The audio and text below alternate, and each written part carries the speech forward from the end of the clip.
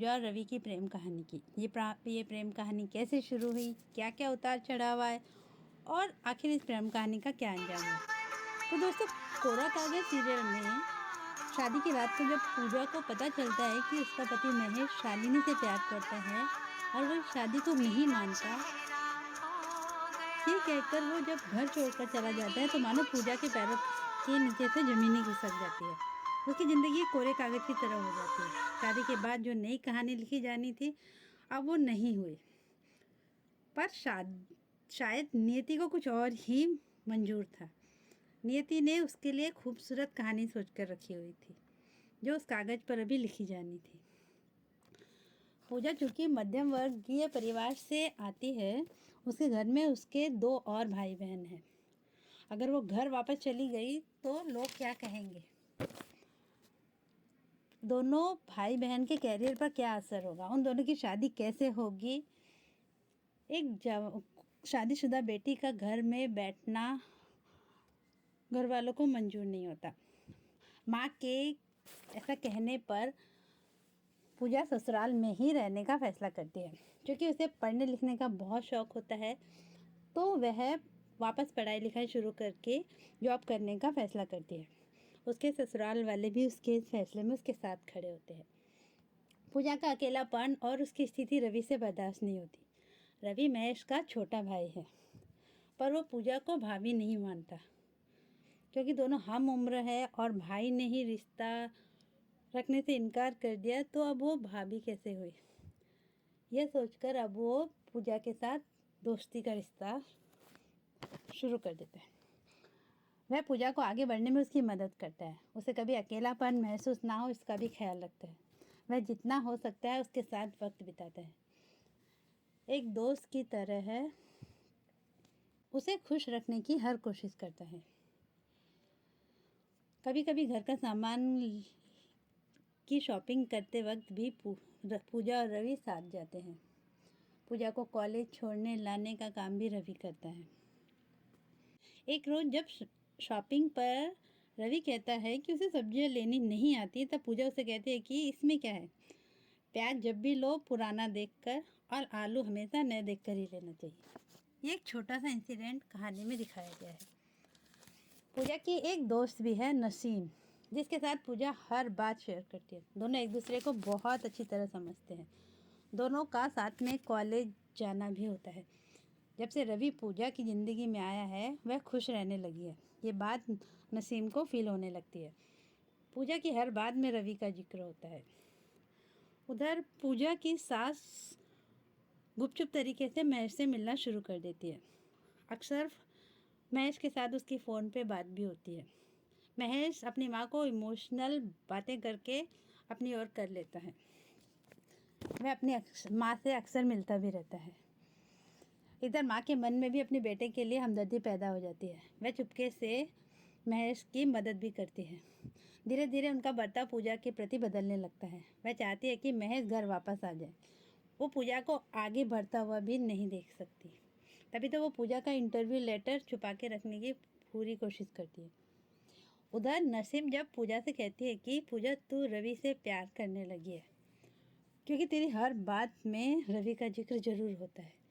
ये बात सुनकर पूजा नसीम को चुप करा देती है और कहती है कि ऐसा कुछ भी नहीं है, रवि सिर्फ उसका एक अच्छा दोस्त है और रिश्ते में उसका देवर है। रवि को भी कहीं ना कहीं पूजा से एक तरह का लगाव महसूस होने लगता है। जब पूजा बीमार होती है तो रवि उसकी देखभाल करता है।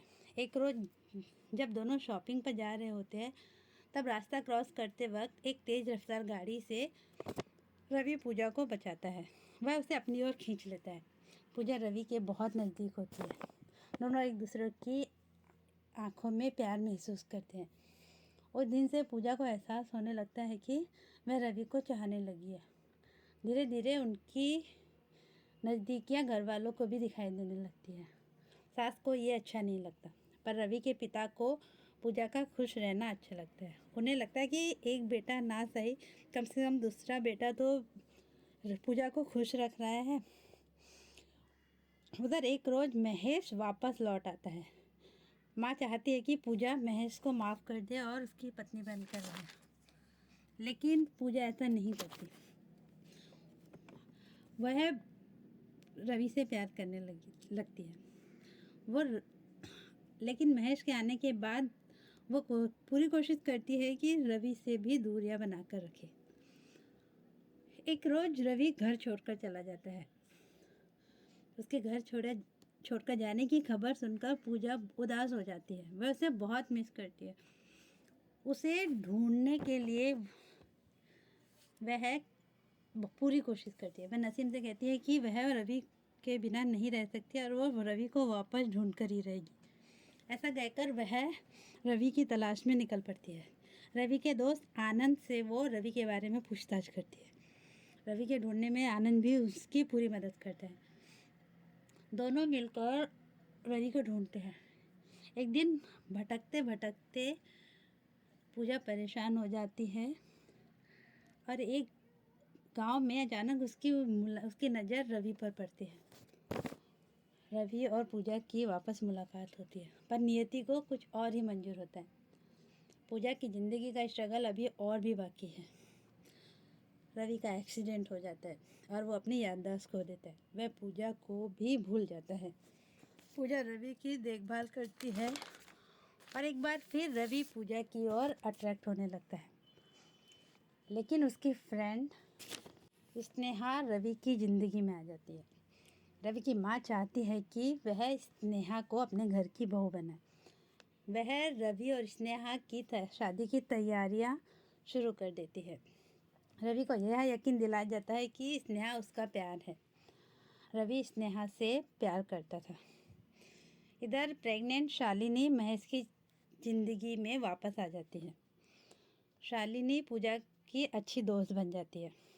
शालिनी के आने के बाद पूजा घर छोड़कर चली जाती है। वह मायके वापस आ जाती है। इधर रवि के मन में पूजा के लिए प्यार पनपने लगता है। वह पूजा को मिस करता है। वह चाहकर भी स्नेहा को प्यार नहीं दे पाता है। स्नेहा के प्रति वो लगाव फील नहीं कर पाता है। वह पूजा की झलक पाने के लिए अक्सर उसके घर के बाहर मंडराने लगता है। पूजा के घर वालों को ये अच्छा नहीं लगता।